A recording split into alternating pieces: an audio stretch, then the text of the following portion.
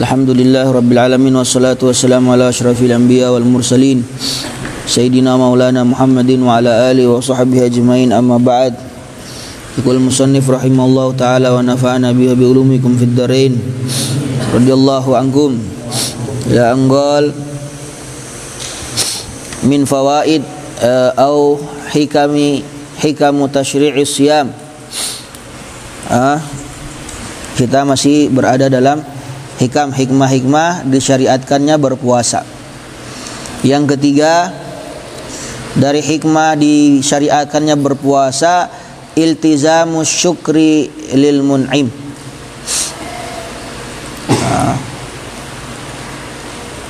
Mengiltizamkan atau mewajibkan syukur pada diri kita kepada mun'im, kepada yang memberi nikmat. Siapa? Allah. Puasa itu salah satu nikmat. Jangan anggap wajib. Ya memang wajib. Cuma di atas itu adalah sebuah nikmat. Salah satu nikmatnya Allah Subhanahu wa taala yang diberikan kepada kita semua yaitu berpuasa. Karena banyak kita dapat di dalamnya faedah. Mau faedahnya jasmani ataupun rohani. Kalau jasmani kayak kita bilang kemarin, sumu tasihu, berpuasalah kamu maka kamu akan sehat. Itu faedah jasmaninya. Berarti apa? Nikmat. Banyak lagi. Kemudian ada juga fawaid rohaniyah, melatih kesabaran seperti yang kita bahas kemarin, melatih keimanan, banyak faedah, melatih akhlak. Semuanya dalam bulan suci Ramadan. Seperti kemarin kita katakan, dia adalah madrasatun lil ummatil Muhammadiyah. Sebuah madrasah yang mengajarkan kita semua bagaimana hidup. Itu nikmat. Wa ya'ni syukru, yang dimaksud dengan syukur adalah apa? Wa ya'ni syukru, yang dimaksud dengan syukur, sorfun nikmati,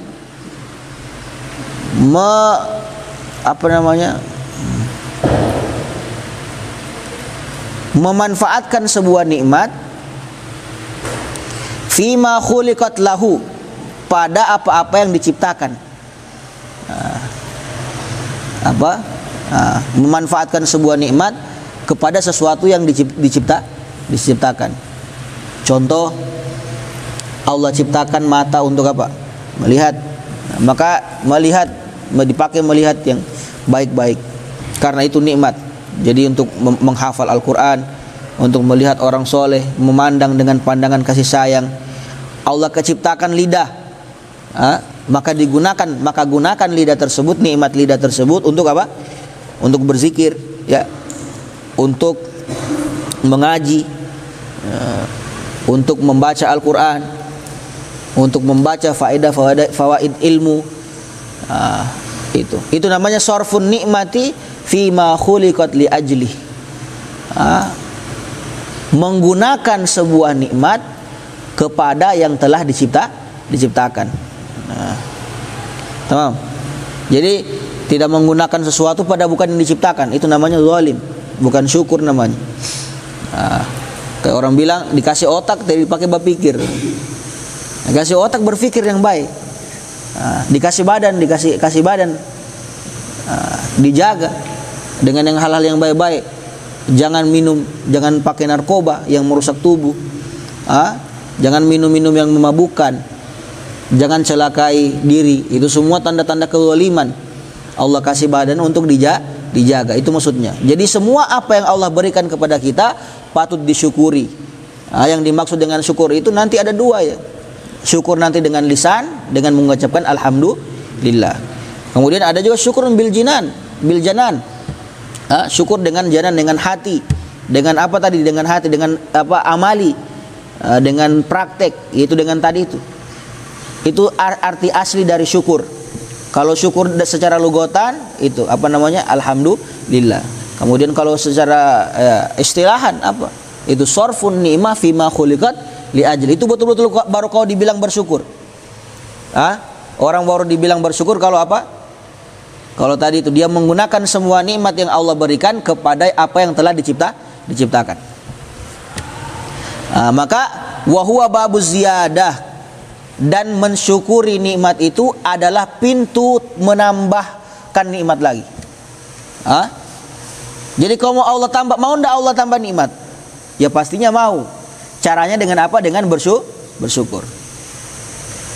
Karena orang yang bersyukur lebih susah digoda setan. Makanya tingkat syukur itu biasanya lebih di atas sabar. Paham enggak? Kenapa? Kok bisa? Sama-sama baik, sabar baik, syukur baik. Tapi syukur itu masih di atasnya sabar. Kok bisa begitu, Ustaz? Apa? Karena sabar, di situ ada masyaqqah, ada kesulitan. Makanya ada sedikit pengeluhan dalamnya. Jadi setan masih bisa masuk. Tamam? Jadi sabar ya Allah, sabar. Iya kan? Jadi setan masih bisa masuk. Masih bisa menggoda. Tapi kalau orang sudah bersyukur, alhamdulillah, segala puji bagi Allah. Tidak bisa setan apa-apa. Karena dia bersyukur. Bersyukur artinya menerima. Ketika kita menerima apa yang Allah berikan, maka disitulah pintu penambahan nikmat akan terbuka. Makanya sesuai firman Allah Subhanahu wa Ta'ala, wa itta'adzana rabbukum, ketika Tuhan kalian mengumumkan kepada kamu. Berarti diumumkan. Jadi siapa yang mau Allah tambah, la in syakartum la azidannakum. Itu diumumkan. Bukan suatu hal yang lagi rahasia. Jadi betul-betul siapa saja yang bersyukur akan Allah Subhanahu wa Ta'ala tambah. Itu nama, dan itu salah satu ilmu hidup yang jarang orang ketahui. Orang awam di luar karena tidak belajar namanya ilmu syukur, ya susah. Ketika setengah mati bersyukur, ya setengah mati juga nanti menjalani hidup. Tapi dengan syukur kita, Allah Subhanahu wa Ta'ala akan mudahkan. Wala in kafartum inna adzabi lasyadid. Wa qala ta'ala walitukmilul iddata walitukabbirullaha ala ma hadakum wa la'allakum tashkurun. Walitukmilul iddah, untuk agar kamu menyempurnakan jumlah bilangan bulan. Walitukabbirullaha ala ma hadakum, dan agar kamu bertakbir, membesarkan Allah Subhanahu wa Ta'ala atau mengagungkan Allah Subhanahu wa Ta'ala atas apa yang telah diberikan kepada kamu, wa la'allakum tashkurun, dan agar kamu menjadi orang-orang yang bersyukur. Itu. Kemudian yang keempat, tazkiyatul akhlak. Salah satu hikmah disyariatkannya puasa, mentazkiyah, membersihkan atau mensucikan akhlak. Perlunya akhlak. Innama bu'itsu liutammima makarimal akhlak. Sesungguhnya aku diutus itu untuk menyempurnakan akhlak yang mulia. Akhlak yang mulia itu sudah ada pada diri kita masing-masing, cuma hilang. Dia hilang karena apa? Karena ditutupi oleh nafsu, oleh syaitan. Itu penyebab hilangnya akhlakul karimah dalam diri kita. Padahal itu adalah jibillah, artinya sudah fitrah, ya fataran nas 'alaiha, yang Allah sudah berikan pada manusia semua. Cuma itu terhalang oleh apa? Nafs. Kemudian nafsu ditambah lagi di kompor setan, sudah alas hilang. Makanya datanglah agama, datanglah Nabi Shallallahu Alaihi Wasallam untuk memunculkan tersebut, atau untuk mengingatkan kepada kita semua bahwasanya pentingnya berakhlakul karimah. Akhlak, tamam. Wa biha tatahaqqaqut taqwa, dengan akhlak itu maka menjadi benar ketakwaan. Tatahaqqaq, menjadi sempurna. Kalau kau mau sempurna ketakwaanmu, maka perbaiki akhlakmu. Akhlak itu penting, ya. Itu semua yang artinya apa? Itu semua yang membesarkan ilmumu. Itu semua yang membungkus ilmu menjadi luar biasa. Itu semua yang menambah ilmu, melipat gandakan ilmu. Orang ilmunya sedang, tapi akhlaknya banyak. Ilmunya seakan-akan banyak, ya. Tapi orang ilmunya banyak, luas ilmunya, tapi akhlaknya tidak ada. Maka begitu, sifir. Bahkan bisa nol, bahkan orang bisa tidak dipandang. Itu keutamaan akhlak. Itu keutamaan akhlak. Dengan akhlak itu membuat takwamu lebih sempurna. Takwa lebih sempurna. Wat taqwa, apa takwa? Hiya milakul akhlak. Dan takwa adalah milakul akhlak. Milak itu hiasan atau hiasan akhlak. Hiasan akhlak. Li'annaha, karena dia tahmilul abda, membawa seorang hamba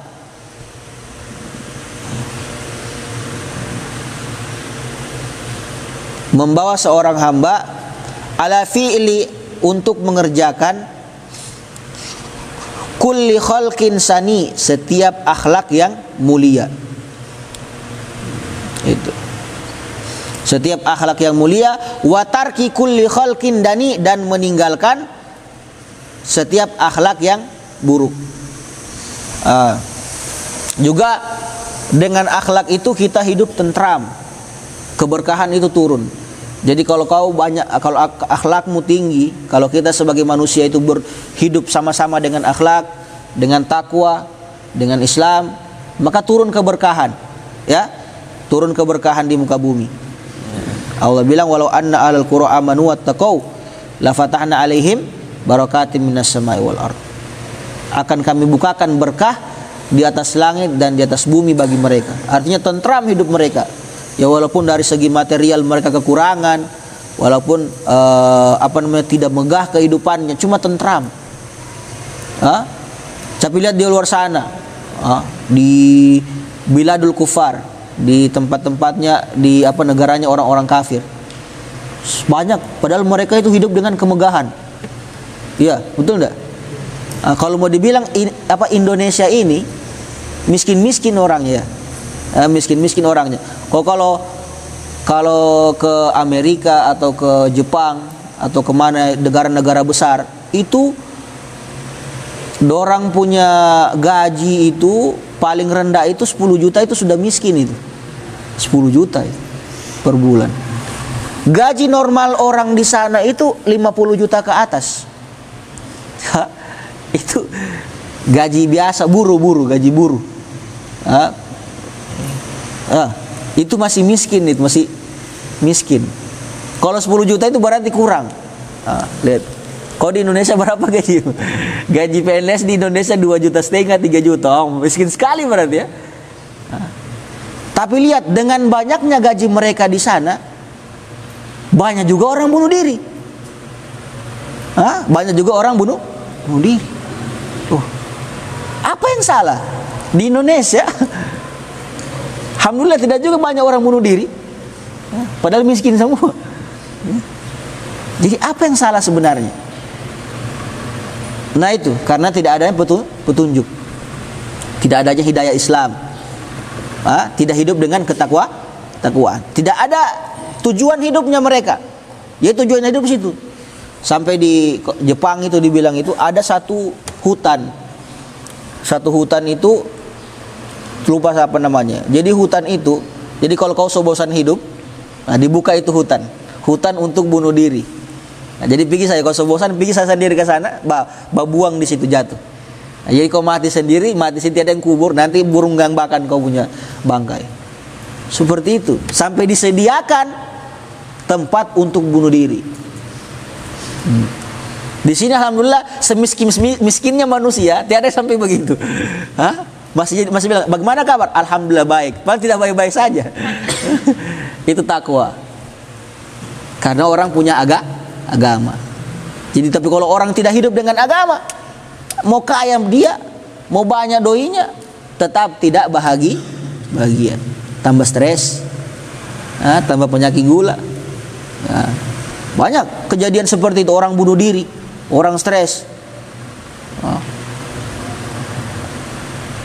Di sana orang kaya-kaya, padahal bekerja di Jepang itu sampai orang itu takut menikah karena takut tidak cukup. Nah, itu.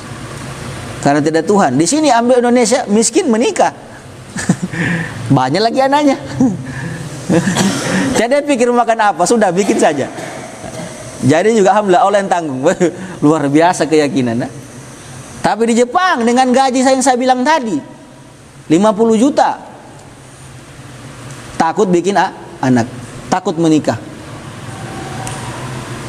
Sampai dibilang 10-20 tahun ke depan orang Jepang itu bisa punah karena jarang orang yang menikah. Saking jarangnya orang menikah, sampai pemerintah itu membayar orang yang menikah, kawinnya dibayar, resepsinya dibayar, kalau ada anak melahirkan dibayar juga. Senang sekali, tapi tidak ada orang berani. Nah, itu gitu sudah. Jadi semuanya atas tidak ada ketenangan, begitu ya. Alhamdulillah kita hidup begini, tenang. So miskin, walaupun tidak kaya, tapi alhamdulillah baik saya. Padahal itulah ketakwaan. Itulah agama ditanamkan dalam diri kita semua. Tiada stres ya. Orang di sana kalau lihat di jalan biasa itu orang stres. Sampai batoki-toki kepalanya di tembok biasa. Ya. Jadi itu yang kita lihat, yang mereka memperlihatkan kemegahannya, ternyata di dalam mereka sendiri rapuh. Kita walaupun orang lihat tidak terlalu bagus juga dari luarnya, tapi masya Allah tentram hidup bahagia. Saya ingat dulu waktu perang di Tarim, waktu perang di Yaman, orang banyak orang bilang so takut sudah begini. Ayo pulang sudah orang tua semua pulang aduh mau jadi amati kok di situ itu orang perang itu.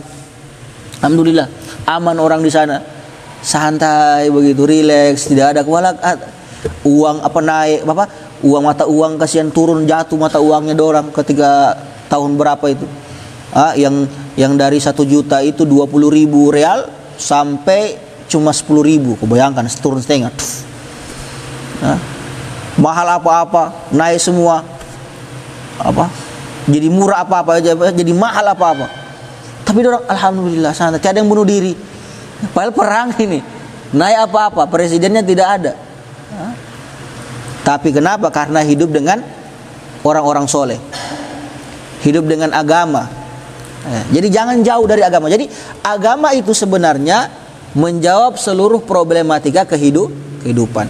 Semakin kita jauh dari agama, maka semakin banyak problematika kita yang tidak terselesaikan. Sebaliknya, jikalau kita semakin dekat dengan agama, maka insya Allah seluruh problematika kehidupan kita walaupun banyak itu akan mudah teratasi. Itu kuncinya.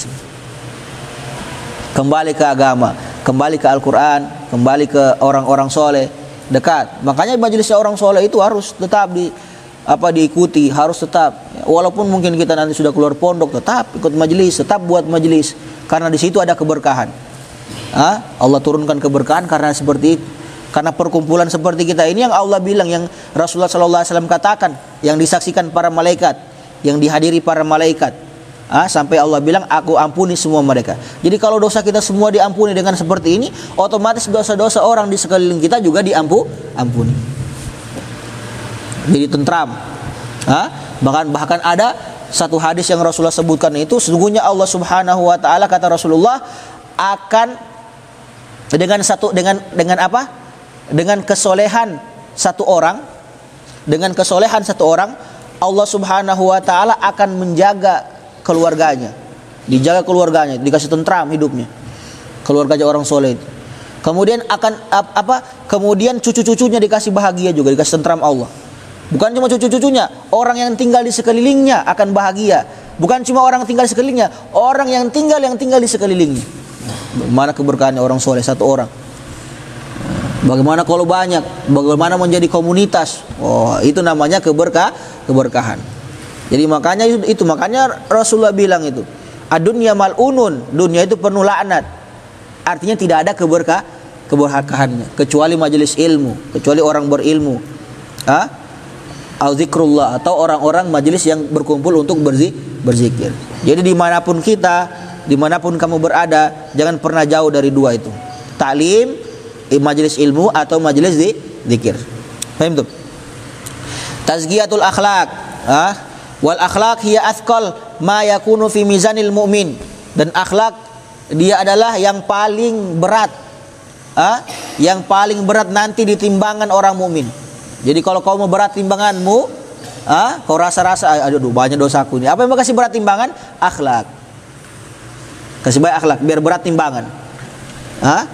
biar berat timbangan. Qala Rasulullah sallallahu alaihi wasallam, Nabi bersabda, "Ma min syai'in, tidak ada sesuatu athqalu yang lebih berat fi mizanil mu'min yaumal qiyamah, pada timbangan orang mukmin hari kiamat, min khuluqin hasan, dari akhlak yang baik." Itu. Kasih baik akhlak, belajar tabiat itu harus dikasih baik. Agar mudah apa-apa itu masuk. Jangan orang jadi orang congkak, jangan jadi orang setengah mati dikasih tahu. Itu menghalang hidayah. Kepala batu itu salah satu penghalang hidayah. Wa huwa, Allah bilang dalam Al-Qur'an, wa huwa aladul khisab. Orang yang suka bertengkar, orang yang kalau dikasih tahu nambongo, kepala batu, tiba dengar, itu susah dapat hidayah.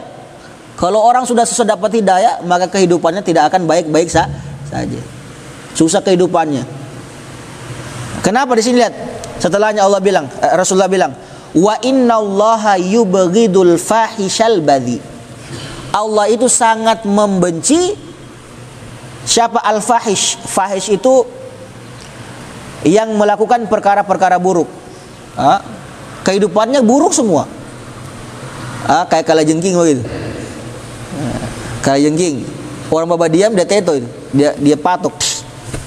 Itu hewan yang dibunuh, boleh dibunuh itu. Walaupun dia tidak ganggu, karena di situ berganggu dia. Ada hewan dia berganggu nanti diganggu. Tapi ada hewan kita tidak ganggu dia berganggu. Kayak kalajengking itu, ular. Itu sifat-sifat orang itu fahish. Itu namanya fahish namanya. Al-badhi yang karakternya buruk, wataknya buruk, sudah begitu. Badhi artinya keras kepalanya. Dikasih tahu, lihat, saya bisa, keras. Mau saya, begini saya, kelas. Yang begitu kelas, kau tinggalkan, karena tidak akan dapat manfaat. Kau tidak bisa kasih dia manfaat, kau juga tidak bisa dapat manfaat.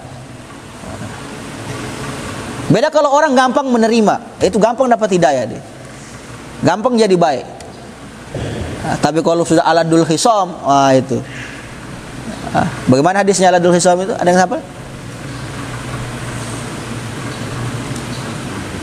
Wa huwa aladul khisam. Ayat ya.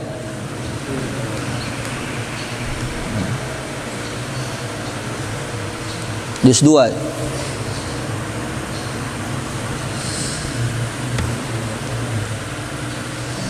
Wa minan nasi may yujibu qawlu fil hayat nasyidullah ala ma fi qalbi wa huwa aladul khisam. Orang suka berdebat, bertengkar. Orang kalau dikasih tahu, tidak begini, saya benar. Setengah mati. Tamam. Jadi kalau kau tahu kelakuan buruk, ada sesuatu kelakuan buruk, kemudian kelakuan buruk itu orang tegur agar dirubah, terima. Kalau tidak, itu tadi aladul khisam. Jadi keras, setengah mati masuk. Kemudian yang kelima, wasilatun liqahri aduillah iblis, sebagai wasilah untuk mengalahkan, mengekang aduullah, musuh Allah, iblis.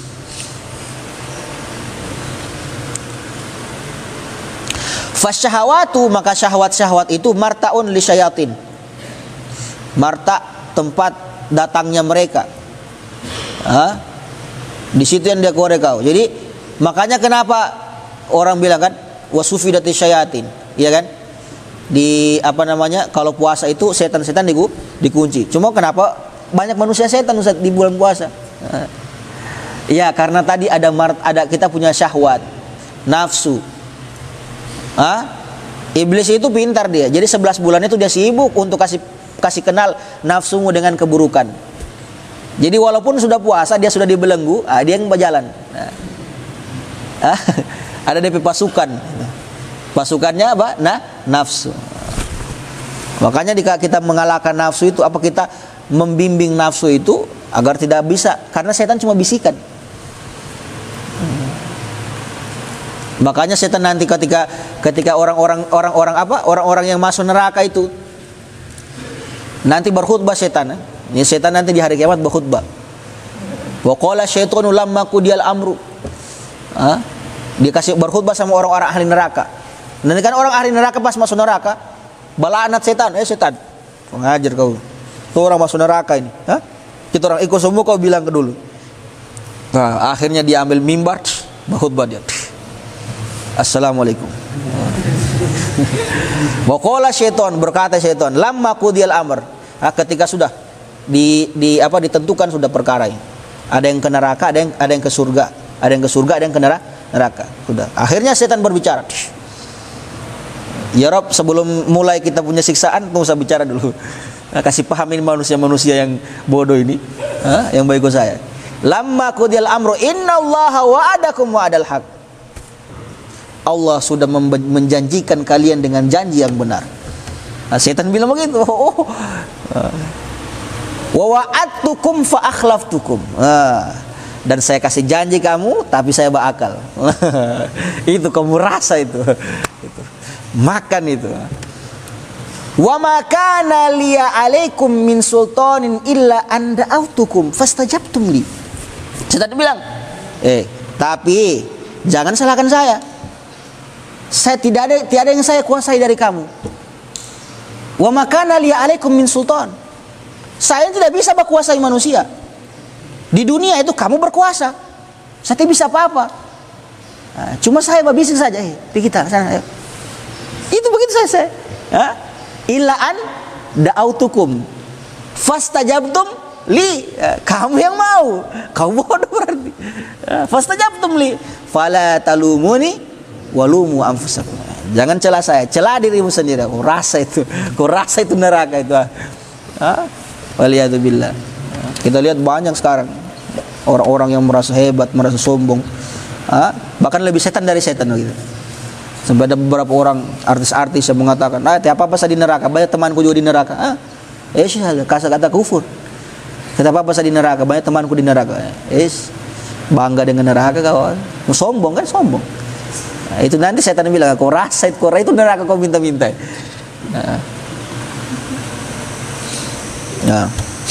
Jadi nikmat paling besar adalah nikmat hidayah. Karena banyak kasihan orang yang kaya, yang apa, tapi belum dapat hidayah. Jadi itu setannya, tempatnya setan. Jadi jangan heran kalau masih banyak setan manusia di puasa ya, karena nafsu tadi. Wa mar'ahum, tempat mereka tempat mereka bertengger. Itu nafsumu itu dalam jiwamu.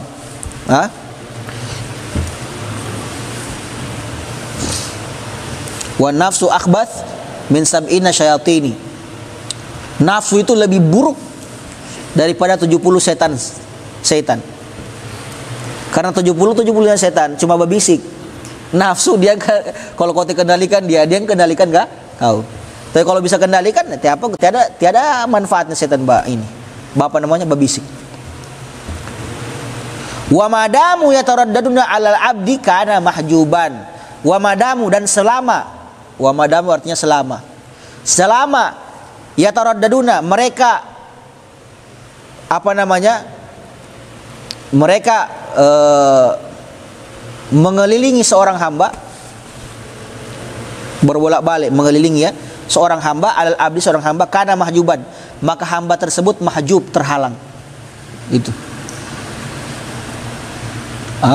Jadi selama hatimu dikuasai atau jiwamu, nafsumu dikuasai oleh syaitan, maka kau terhijab. Sampai waliyadzubillah yang paling parah, sampai jadi budak setan. Sampai jadi menghambakan diri sama setan. Sebagian artis-artis itu, apalagi di barat itu, mereka dengan terang-terangan mengakui kami pengikut setan. Setan loh. Di Brazil itu tanggal ini barusan kemarin menyambut tahun baru festival, orang bikin Lucifer. Jadi bikin karnaval budaya, tapi bikin iblis, setan. Dibikin iblis buat tanduk besar, jalan, bikin karnaval. Satu hari dari situ langsung banjir, tornado apa semua. Kau rasa itu. Allah tegur. Jadi subhanallah, banyak orang masuk neraka. Dorang tampakkan kenerakaannya. Dorang tampakkan kenerakaan. Bayangkan, dorang berbangga dengan iblis, waliyadzubillah. Itu salah satunya, itu program-programnya Dajjal semua itu. Menunggu Dajjal keluar. Waliyadzubillah.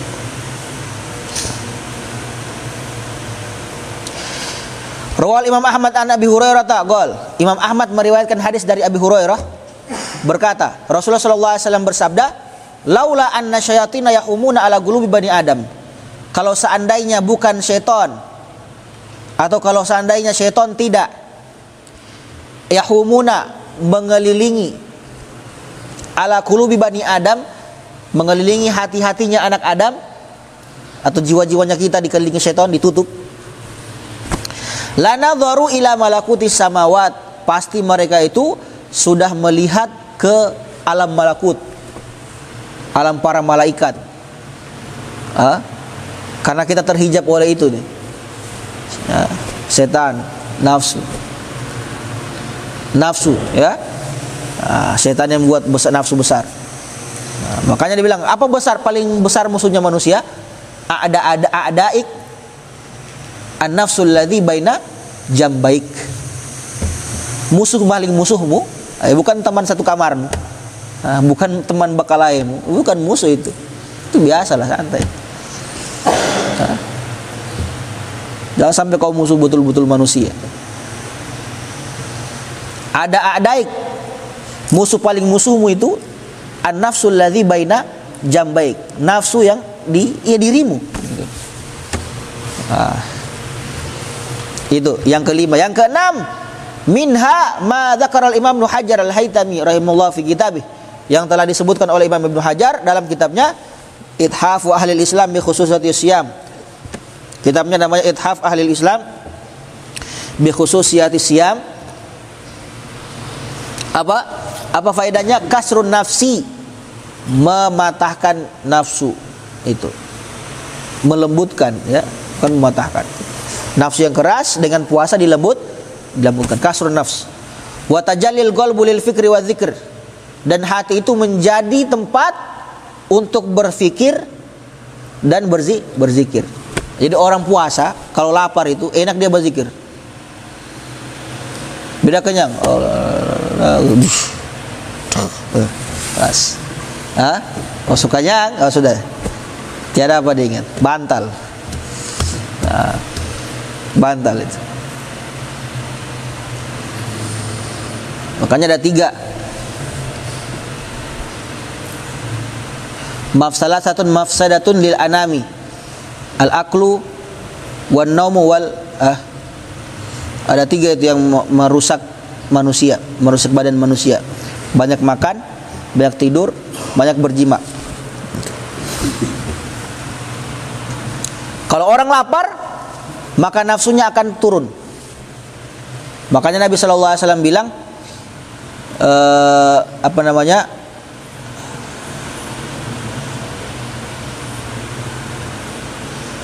bagi anak-anak muda kan Nabi bilang menikah. Faman lam yastati fa alaihi bisyam. Akan tetapi kalau orang yang belum mampu, maka hendaknya dia memperbanyak puasa. Karena puasa itu mengekang nafsu. Dan membersihkan jiwa agar hati tersebut lebih jernih untuk berfikir dan berzikir. Kalau sudah berzikir sudah masya Allah. Alas. Yanfatih lahu anwar, terbuka baginya cahaya-cahaya, ya. Bukan cahaya lampu begitu. Cahaya. Wa ma'rifatu qadrin ni'mah, dan mengetahui kadar nikmat. Wa tadyiq majari syaitan, ini juga, dan mempersempit jalannya syaitan min ibni Adam. Jadi setan ini berjalan di tubuhnya kita ini, di rongga-rongganya kita ini, lewat masuk dia kepala, dia itu masuk semua. Dengan puasa maka sempit jalannya itu, tagepe dia. Nah, tapi kalau kenyang, senang sekali dia. Makanya jarang sekali kita akan khusyuk ketika kita kenyang. Setengah mati khusyuk. Bawahnya pengen ke alam baka sudah. Oh, tidur. Kelas.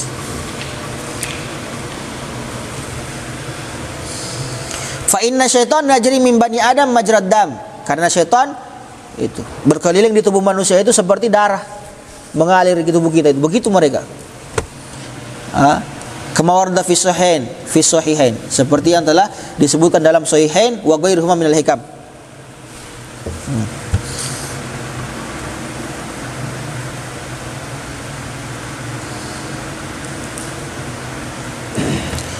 Kama anna siyama lisiyami atharun fi sihatil badaniyah, seperti bahwasanya puasa itu mempunyai bekas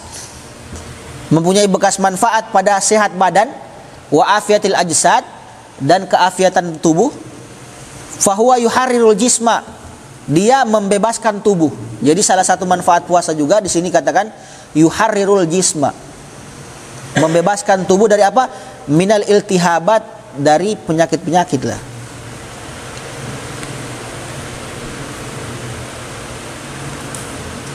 Wa yukhallisuhu, dan melepaskan tubuh maksudnya, minar rawasibid dharrah, dari racun-racun yang berbahaya dalam tubuh. Makanya salah satu obat terbaik yaitu puasa. Kalau mau awet tubuhmu, rajin puasa. Awet tubuh.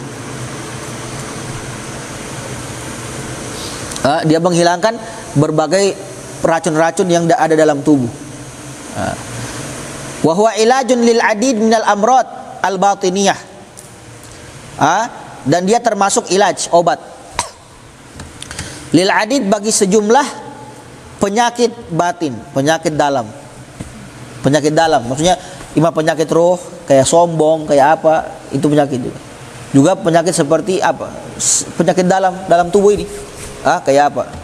Kayak mungkin ginjal atau apa, semua begitu. Penyakit-penyakit seperti itu bisa dihilangkan dengan puasa. Wal jildiyah wal asabiyah, penyakit kulit, jildiyah. Wal asabiyah, apa? Penyakit jantung atau apa, wallah alam. Kama annahu yunashitul badan, juga puasa itu yunashitul badan, menyehatkan badan. Dulu itu, makanya dulu orang kasih orang pergi perang Badar itu puasa, soal puasa orang pergi berperang. Orang sekarang puasa tidur. Min tulu'il fajri ila ghurubi syams.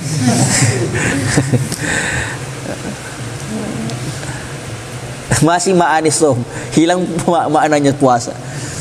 Kelas. Dengan dia pakai dalil lagi. An-naum